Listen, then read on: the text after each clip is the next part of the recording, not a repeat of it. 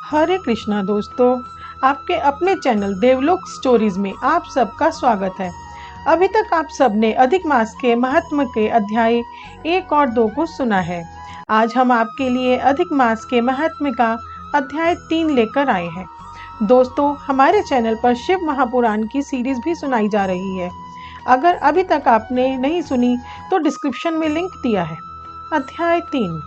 ऋषिगण बोले, हे महाभाग, नर के मित्र नारायण नारद के प्रति जो शुभ वचन बोले यह आप विस्तार पूर्वक हमसे कहें। सूत जी बोले, हे द्विज सत्वों, नारायण ने नारद के प्रति जो सुंदर वचन कहे वह जैसे मैंने सुने मैं वैसे ही कहता हूँ, आप लोग सुने। नारायण बोले, हे नारद, पहले महात्मा श्री कृष्णचंद्र ने राजा युधिष्ठिर से जो कहा था वह मैं कहता हूँ, सुनो। एक समय धार्मिक राजा अजात शत्रु युधिष्ठिर छलप्रिय धृतराष्ट्र के दुष्ट पितरों द्वारा ध्रुत कीड़ा में हार गए। सबके देखते देखते अग्नि से उत्पन्न हुई धर्मपरायणा द्रौपदी के बालों को पकड़कर दुष्ट दुशासन ने खींचा और खींचने के बाद उसके वस्त्र उतारने लगा। तब भगवान कृष्ण ने उसकी रक्षा की। पीछे पांडव राज्य को त्याग कान्मे वन को चले गए। वहां अत्यंत कलेश के युक्त वे वन के फलों को खाकर जीवन बिताने लगे। जैसे जंगली हाथियों के शरीर में बाल रहते हैं, इसी प्रकार पांडवों के शरीर में बाल हो गए। इस प्रकार दुखित पांडवों को देखने के लिए भगवान देव की सुत मुनियों के साथ काम्यक वन में गए। उन भगवान को देखकर मृत शरीर में पुनः प्राण आ जाने की तरह युधिष्ठिर, भीमसेन, अर्जुन आदि प्रेम विलय होकर सहसा उठ खड़े हुए और प्रीति से श्री कृष्ण के गले मिले और भगवान श्री कृष्ण के चरण कमलों में भक्ति से नमस्कार करके कहने लगे। द्रौपदी ने भी धीरे धीरे वहां आकर आलस्य रहित होकर भगवान को शीघ्र नमस्कार किया। उन दुखित पांडवों को मृग के चम्र के वस्त्रों को पहने देख और समस्त शरीर में धूल लगी हुई, रूखा शरीर, चारों तरफ बाल बिखरे हुए, द्रौपदी को भी उसी तरह दुर्बल शरीर वाली और दुखों से घिरी हुई देखा। इस तरह दुखित पांडवों को देखकर वह अत्यंत दुखी हुए। भक्त वत्सल भगवान धृतराष्ट्र के पुत्रों को जला देने की इच्छा से उन पर क्रुद्ध हुए।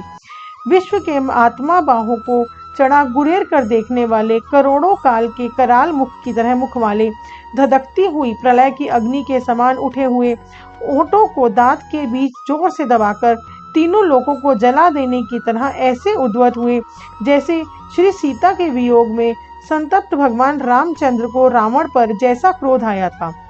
उस प्रकार से क्रुद्ध भगवान को देखकर कांपते हुए अर्जुन कृष्ण को प्रसन्न करने के लिए द्रौपदी, धर्मराज तथा और लोगों से भी अनुमोदित होकर शीघ्र ही हाथ जोड़कर उनकी स्तुति करने लगे। अर्जुन बोले, हे कृष्ण, हे जगत के नाथ, हे नाथ, मैं जगत के बाहर नहीं हूँ, आप ही जगत की रक्षा करने वाले हैं। हे प्रभु, क्या मेरी रक्षा आप न करेंगे? जिनके नेत्र के देखने से ही ब्रह्मा का पतन हो जाता है, उनके क्रोध करने से क्या नहीं हो सकता? यह कौन जानता है कि क्या होगा? हे संहार करने वाले, क्रोध का संहार कीजिए। हे तात के पात, हे जगतपते, आप ऐसे महापुरुषों के क्रोध से संसार का प्रलय हो जाता है। संपूर्ण तत्व को जानने वाले, सर्व वस्तुओं के कारण वेद और वेदांग के बीच आप साक्षात श्री कृष्ण हैं। मैं आपकी वंदना करता हूँ। आप ईश्वर हैं। इस चराचरात्मक संसार को आपने उत्पन्न किया है। सर्व मंगल के मांगल्य हैं और सनातन के बीज रूप हैं। इसीलिए एक के अपराध से अपने बनाए समस्त विश्व का आप नाश कैसे करेंगे? कौन भला ऐसा होगा जो मच्छरों को जलाने के लिए अपने घर को जला देता हो? श्री नारायण बोले, दूसरों की वीरता को मर्दन करने वाले अर्जुन ने भगवान से इस प्रकार निवेदन कर प्रणाम किया। सूत जी बोले, श्री कृष्ण ने अपने क्रोध को शांत किया और स्वयं भी चंद्रमा की तरह शांत हो गए। इस प्रकार भगवान को शांत देखकर पांडव स्वस्थ हुए। प्रेम से प्रसन्नमुख एवं प्रेम विलन हुए सब ने भगवान को प्रणाम किया और जंगली कंद, मूल, फल आदि से उनकी पूजा की। नारायण बोले, तब शरण के जाने योग्य भक्तों के ऊपर कृपा करने वाले श्री कृष्ण को प्रसन्न जान विशेष प्रेम से भरे हुए नम्र अर्जुन ने बारंबार नमस्कार किया और जो प्रश्न आपने हमसे किया है वही प्रश्न उन्होंने श्री कृष्ण से किया।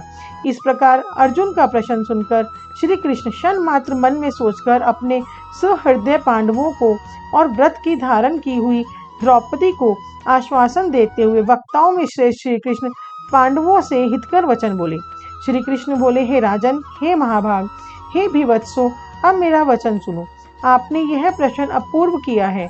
आपको उत्तर देने में मुझे उत्साह नहीं हो रहा है।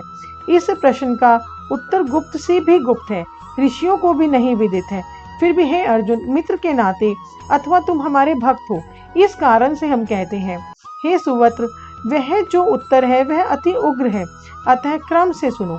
चैत्र आदि जो 12 मास, निमेष महीने के दोनों पक्ष, घड़ियां, प्रहर, त्रिपहर, 6 ऋतुएं, मुहूर्त, दक्षिणायन, उत्तरायण, वर्ष, चारों युग, इसी प्रकार पदार्थ तक तो जो काल है, यह सब और नदी, समुद्र, तालाब, कुएं, बावली, गड़ियां, सोते, लता, औषधियों, वृक्ष, बांस आदि पेड़, वन की औषधियां, नगर, गांव, पर्वत, पुरियां, ये सब मूर्ति वाले हैं और अपने गुणों में पूजे जाते हैं।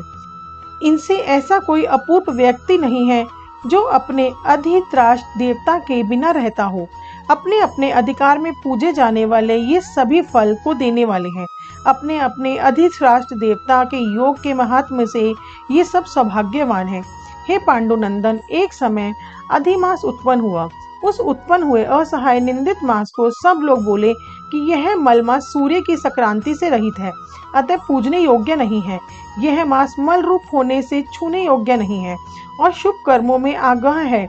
इस प्रकार के वचनों को लोगों के मुख से सुनकर यह मास निरोध्य प्रभार रहित, दुख से घिरा हुआ, अति खिन्न मन, चिंता से ग्रस्त मन होकर व्यथित हृदय से मरणासन की तरह हो गया। फिर वह धैर्य धारण कर मेरी शरण में आया।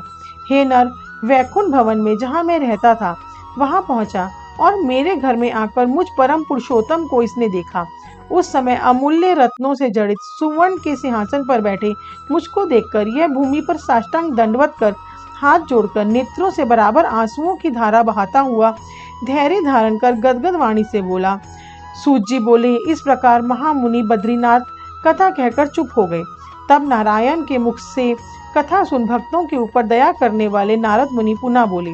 नारद बोले, इस प्रकार अपनी पूर्ण कला से विराजमान भगवान विष्णु के निर्मल भवन में जाकर भक्ति द्वारा मिलने वाले, जगत के पापों को दूर करने वाले, योगियों को भी शीघ्र न मिलने वाले, जगत को अभयदान देने वाले ब्रह्म मुकुंद जहाँ पर थे, उनके चरण कमलों की शरण में आया हुआ अधिमास क्या बोला। अध्याय 3 का समापन हुआ। दोस्तों, नेक्स्ट पार्ट में हम अध्याय 4 की कथा लाएंगे। हमारे साथ बने रहने के लिए आपके अपने चैनल देवलोक स्टोरीज को सब्सक्राइब कीजिए। कमेंट बॉक्स में हरे कृष्णा लिखना ना भूलें। हमें इतना प्यार और सहयोग देने के लिए बहुत बहुत धन्यवाद।